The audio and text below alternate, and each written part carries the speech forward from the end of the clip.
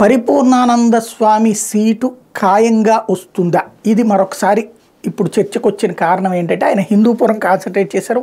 ఆ మధ్యన తిరగటం ఒక ఎత్తు, రెండోది వచ్చేటప్పటికి ముందే బీజేపీ పెద్దల ఆశీస్సులు తీసుకుని సంఘ్ పరివార ఆశీస్సులు తీసుకుని తన పని తను చేస్తున్నారు.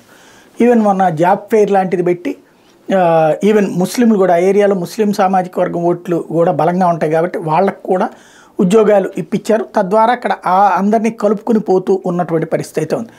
ఇప్పుడు అక్కడ పరిపూర్ణానంద స్వామికి సీటు అని ఎందుకు వచ్చిందంటే తెలుగుదేశం జనసేన పొత్తు లేకపోతే గ్యారంటీ హిందూపురం ఆయనకే ఇస్తారు.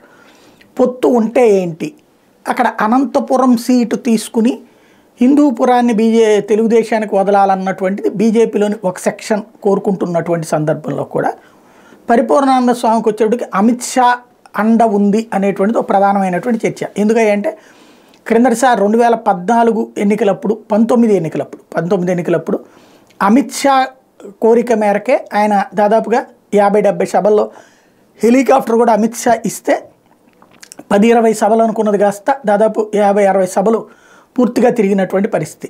ఆ విధంగా పార్టీ కష్టపడ్డటువంటి వ్యక్తి కాబట్టి ఆ మధ్యన ఫోన్ చేశారన్నటువంటిది కూడా ప్రధానంగా వినబడుతూ వచ్చింది. ఇప్పుడు ఆ సీటు ఖాయంగా వస్తుందా, వస్తే ఆయనకే ఇవ్వబోతున్నారా, ఇది రాబోయే రోజుల్లో తేలబోతోంది.